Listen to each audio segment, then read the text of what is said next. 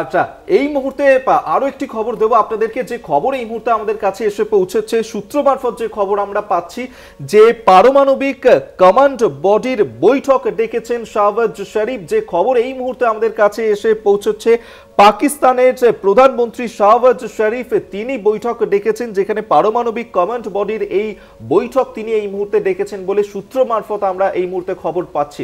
আমরা এই নিয়েই কথা বলবো। আশিস চট্টোপাধ্যায় আমাদের সঙ্গে রয়েছেন, আমাদের পলিটিক্যাল এডিটর।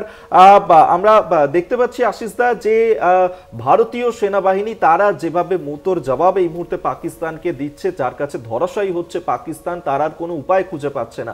এই মুহূর্তে খবর এসে পৌঁছচ্ছে যে শাহবাজ শরীফ তিনি এই মুহূর্তে পারমাণবিক কমান্ড বডির বৈঠক ডেকেছেন। এই মুহূর্তে পাকিস্তান কি করতে চাইছে?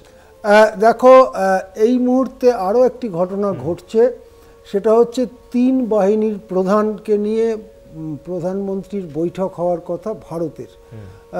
তিন বাহিনীর প্রধানমন্ত্রীর বাসভবনে পৌঁছেছেন এবং ভারতের তিন বাহিনীর সঙ্গে প্রধানমন্ত্রীর বৈঠক হয় শুরু হয়েছে বা এক্ষুনি শুরু হবে, এইরকম একটা পরিস্থিতি এখন, যেখানে প্রধানমন্ত্রীকে এই সকালে তিন বাহিনীর প্রধানের সঙ্গে কথা বলতে হচ্ছে, ভারতীয় বাহিনীর প্রধানের সঙ্গে ভারতের প্রধানমন্ত্রীকে কথা বলতে হচ্ছে।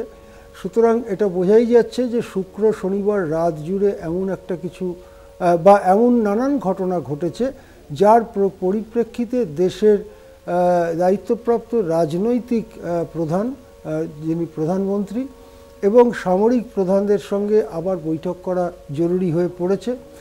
সেই বৈঠক হচ্ছে। আর এইমাত্র আমরা যে খবর পাচ্ছি তা হচ্ছে পারমাণবিক অস্ত্রের ব্যাপারে যারা দায়িত্বপ্রাপ্ত সেই সমস্ত বাহিনীর কর্তাদের সঙ্গে পাকিস্তানের প্রধানমন্ত্রীর বৈঠক হওয়ার কথা, সেটা আমরা শুনতে পাচ্ছি।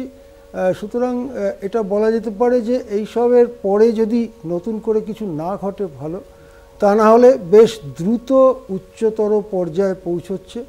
তবে এটা ঠিক যে যতক্ষণ কনভেনশনাল ওয়ারফেয়ার হচ্ছে, কনভেনশনাল মানে পারমাণবিক অস্ত্র বাদ দিয়ে বাকি সব জিনিস দিয়ে, ততক্ষণ হয়তো ইন্টারন্যাশনাল কমিউনিটি একটা নিউট্রাল জায়গায় থাকবার চেষ্টা করবে। যেমন একটু আগেই আমরা দেখছিলাম যে মার্কিন সেক্রেটারি অফ স্টেট বলেছেন শান্ত হও, শান্ত হও, এর বেশি কিছু বলেননি। কিন্তু পারমাণবিক অস্ত্র ব্যবহারের সম্ভাবনা যদি বাস্তব হয়ে ওঠে, তখনও কি ইন্টারন্যাশনাল কমিউনিটি এইরকমই একটা নির্লিপ্ত এবং দূর থেকে দেখার মনোভাব রাখবেন, নাকি তারা হস্তক্ষেপ করবার জন্য অন্য কিছু করবেন? ইউনাইটেড নেশন রাষ্ট্রপুঞ্জের সিকিউরিটি কাউন্সিলের কি ফর্মাল মিটিং হবে? সিকিউরিটি কাউন্সিল কি কোনো ব্যাপারে এগোবার চেষ্টা করবে? ইত্যাদি নানান প্রশ্ন রয়েছে। ভারতের দিক থেকেও অন্য কোনো অভ্যন্তরীণ রাজনীতির ক্ষেত্রে, অভ্যন্তরীণ সাংবিধানিক ব্যবস্থার ক্ষেত্রে নতুন কোনো পদক্ষেপ নেওয়া হবে কিনা। যেমন ৭১ সালে বৈদেশিক আক্রমণের কারণে জরুরি অবস্থা জারি করা হয়েছিল। ৭১-এ যখন বাংলাদেশ মুক্তিযুদ্ধের সামনে দাঁড়িয়ে ভারত পাক সংঘর্ষ হয়েছিল, সেই রকম কোনো পদক্ষেপের দিকে যাবে কিনা, তার জন্য ক্যাবিনেট মিটিং দরকার হয়।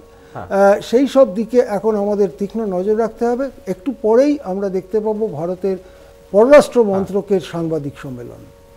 একেবারে আমাদের সঙ্গে থাকুন। আমাদের সঙ্গে এই মুহূর্তে রয়েছেন আমাদের পলিটিক্যাল এডিটর আশিস চট্টোপাধ্যায়, এবং যে খবরও আপনাদেরকে দিচ্ছিলাম যে শাহবাজ শরীফ তিনি পারমাণবিক কমান্ড বডির বৈঠক ডেকেছেন এবং সেই বৈঠক হবে এমনটাই সূত্র মারফত খবর পাওয়া যাচ্ছে। আরও আপডেট নিয়ে ফিরবো, তবে একটা সময় হচ্ছে ছোট্ট বিরতি নিয়ে, বিরতির পর ফিরছি, সঙ্গে থাকুন।